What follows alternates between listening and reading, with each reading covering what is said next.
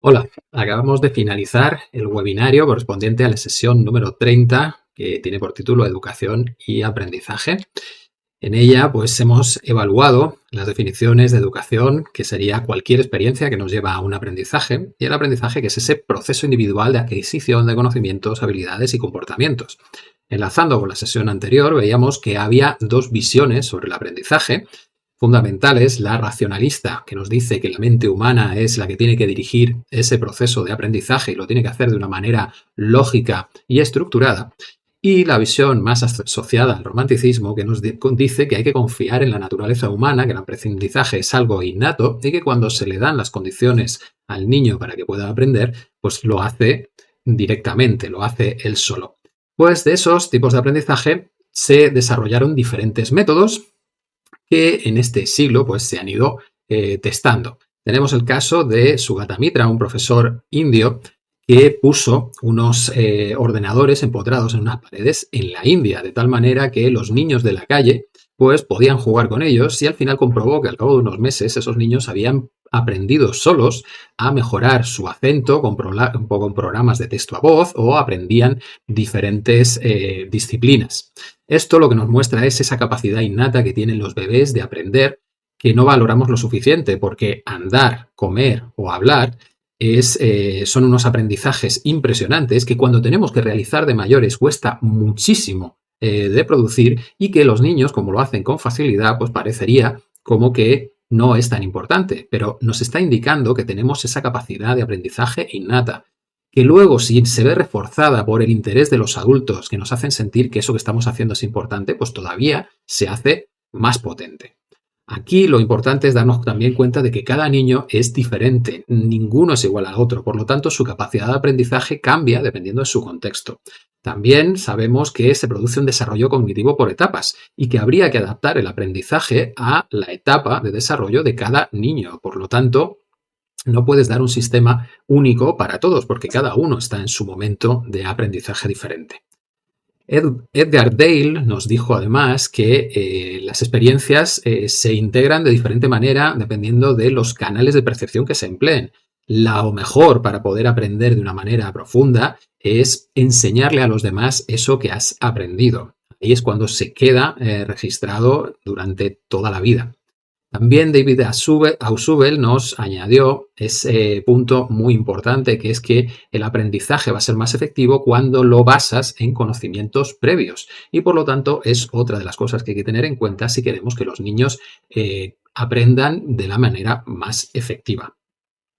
Otra cosa que hay que tener en cuenta es que una vez que se realizan los aprendizajes se vuelven inconscientes, y que si hemos aprendido algo de una manera un poco dificultosa o que no hacemos demasiado bien, pues hay que crear un proceso de desempaquetado de lo que está en nuestro subconsciente para darnos cuenta de cuál es la secuencia de hechos o de actos que vamos tomando, y poder darnos cuenta y modificar aquellos que no queremos porque no funcionan de la manera óptima. En este punto, pues llegamos al siguiente paso, que es el que nos transmite Lev Vygotsky, que entendió que el desarrollo humano es imposible si no lo explicamos en términos de interacción social. Ese aprendizaje es tan rápido porque aprendemos de otras personas que ya saben. Un niño, si crece sin un adulto que le hable, pues al final no acaba desarrollando el lenguaje, no es capaz de hablar. Esa es la importancia del aprendizaje social, de la interacción. Y esa interacción social pues se muestra de diferentes maneras, no solo en la escuela, sino que también en la cultura que está apoyada por el poder se va a intentar transmitir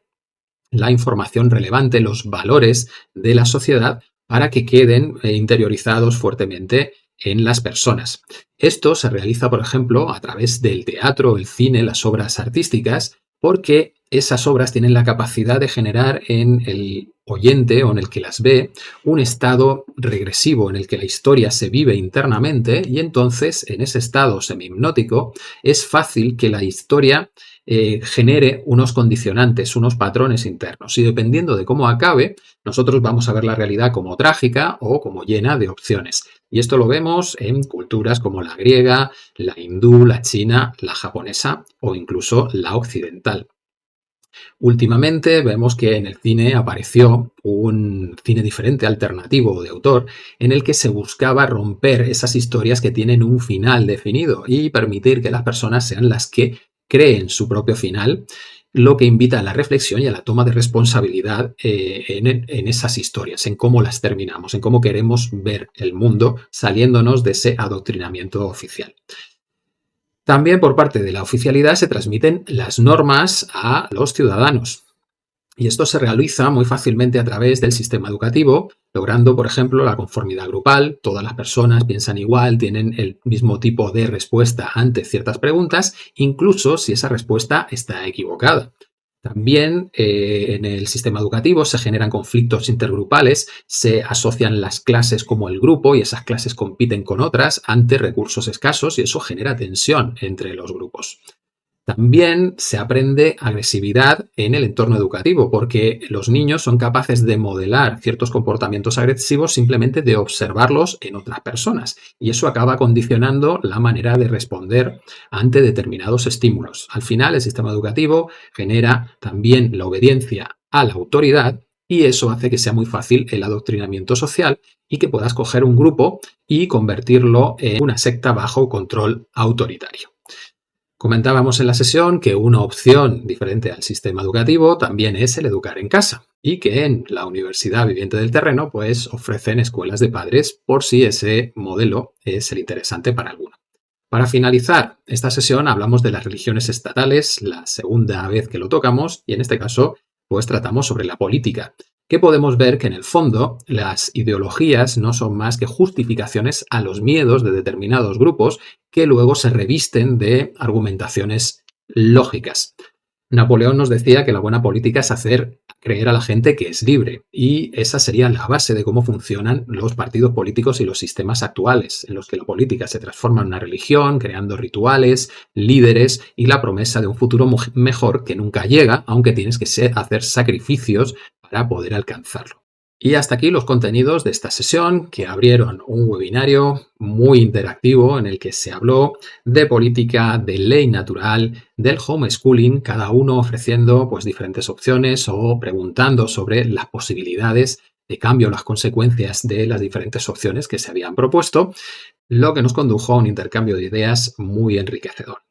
Y nos quedamos a la expectativa de la siguiente sesión que dedicaremos a las emociones y la motivación con respecto a la educación y aprendizaje.